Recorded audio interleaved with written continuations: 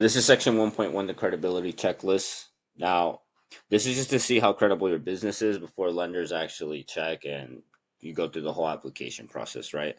One thing I wanted to quickly go over is if you have not registered your business, like let's say you're starting a whole new business, you can just skip to section 2.2. However, I highly suggest you read the credibility results 1.2, and that's just for a deeper understanding of like the funding tiers, okay? Well, oh, and another thing, if you click on these links, it's probably going to open it up to a Google Doc. It's the same information that you find here. It's just a Google Doc. Okay. Anyways, now let's go ahead and continue. So, again, everyone else that has an existing business, this is for you. So, if you're missing any of these, leave them blank. I'm going to show you how to fix them in section 2.1. So basically, it's going to be asking you some core questions like the business registration address, business age, financials, banking and payment processing, and business credit profile, right? So those are like the things that I'll ask you about. Now, again, if you answer no to the first question, again, that means you're starting a new business. Just skip to this one here, or no, sorry, to 2.2. Anyways, so yeah, here are the questions that I ask you. Just go through them, right? This one, by the way, it is an auto denial.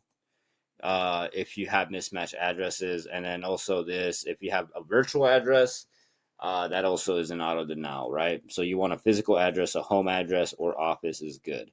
Anyways, later on I'll break it down even further, but I just kind of wanted to just touch on that first. Um, Again, this is just to kind of break to organize you into the different tiers, right? So now if we scroll down the funding tiers, this is how you get your results, right? So I'm going to go through them.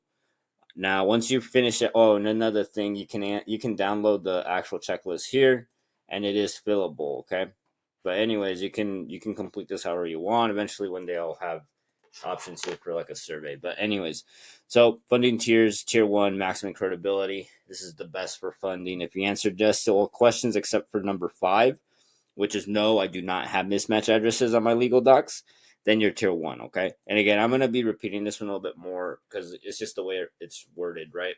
But, anyways, you answered yes, except for number 5. You said no, I do not have mismatch addresses.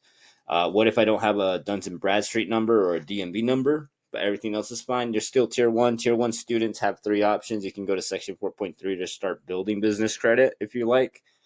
Go to section 5 to 5 banks and apply for funding, or you can contact me and I'll go over your funding options. Now, tier 2, partial credibility, it needs fixing, right?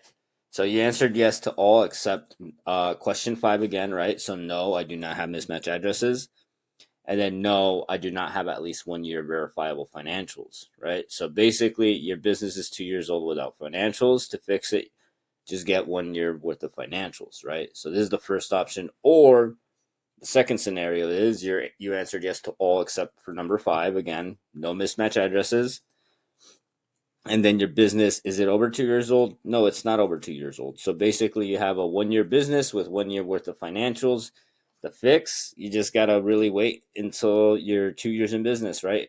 Um, so lenders may still approve for funding, but the limits may be lower, and you also may not be able to apply for like higher, like for example, a term loan or a business line of credit, etc. Right? But there are banks out there that they may still work with you even if you're under 1 year. Like they'll still try to get you the term loan. It really just depends on your state and what's available. But anyway, so those are the two, right? So option one, basically, you're 2 years old with 1 year of verifiable financials. So just get 1 year of financials. The other one is you're under 2 years old, but you have the financials. So then just wait until you're 2 years in business. Okay.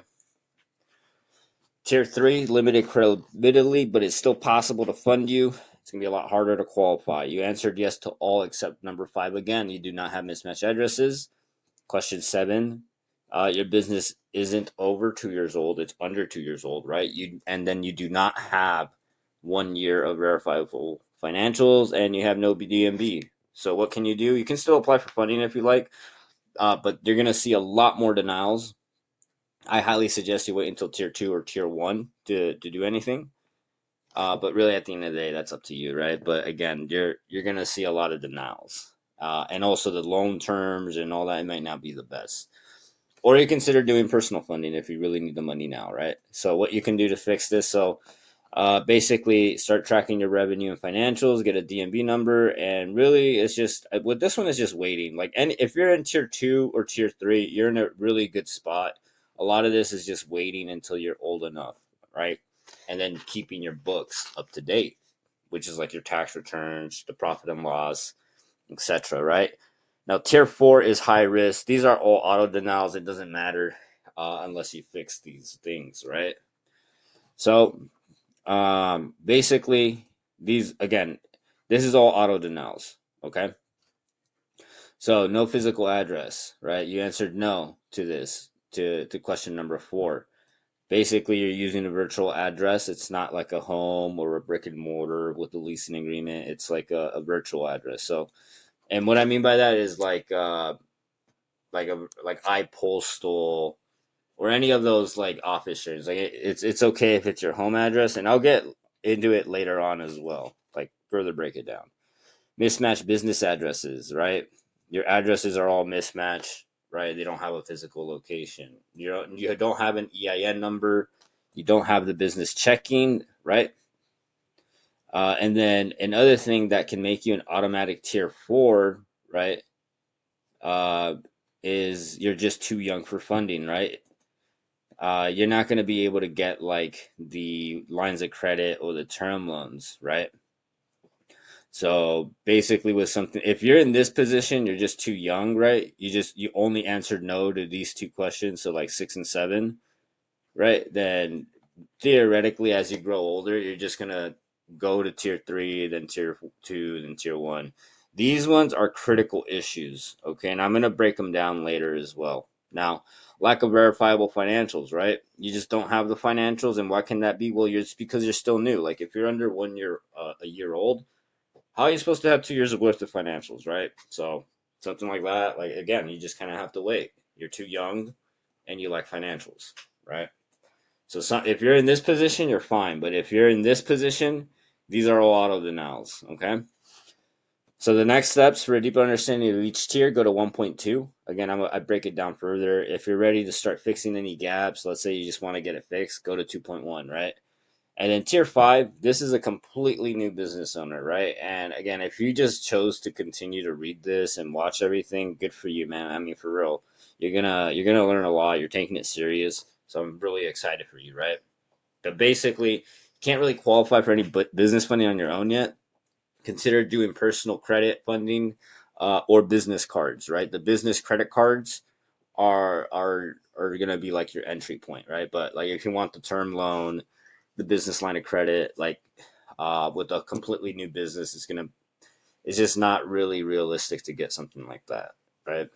Um, there are cases, but typically it's like a well seasoned like professional. They may already have another business. They just happen to be starting this one, but they have a track record, is what I'm trying to say, right? Anyways, so again, that tier 5 is new business owners, and then basically, I suggest you go to 1.2 for a deeper understanding of the tiers, or go to 2.2 to learn how to properly set up your business. Okay, so follow this guide, and soon you'll be in tier 1. And tier 1's where the real money's at. Okay, you have strong personal credit. Consider using it to secure, again, like I said, personal funding. And then I go in here into auto denial. So these are just, if any of these apply, you will only automatically be denied for funding. So of course, business not registered, right? You're using a virtual address, PO box, or anything else besides the physical address. Lenders see it as a fraud. Business address doesn't match across any of these documents. Again, they just don't like it's like fraud risk, right? They just don't want to deal with it. They'll just auto reject. No business bank account, right? I mean, they need a somehow to verify like your business, right? Right. So you need the business account, no EIN. This is required to open business checking accounts, right? And even get a funding. This is like your social security number, but for the business. And then you're under 6 months old. Startups are too risky unless you're using your personal credit, like personal cards, right? Business credit cards, and that's okay. That the business credit cards are fine, right? Um, really, I need to reword this because really, this is just saying Like you need like go consider personal credit cards, really. Okay. Now if any of these apply, go to 2.1. I'm going to show you how to fix everything. And yeah, here's a quick summary, right? Again, 1.2, deeper understanding. If you want to fix your issues as far as like the gaps, go to 2.1. If you believe you qualify for a higher tier, but you may have made a mistake, go to section 2.3, because basically some people, what happens is they can be like a tier 1 or 2, or like basically higher tiers, but because they have these little mistakes here, they're uh they're in tier 4, right? And so basically you can read this to go over the common mistakes if you like, and then again, deeper understanding. And then tier 1 students have 3 options. Again, 4.3 to start building business credit. If you like, you really don't have to. You can just go immediately to section 5, find banks and start applying, or you can contact me. Okay, this is 100% optional. Now, that's again section 1.1. Any questions, concerns, just feel free to reach out to me.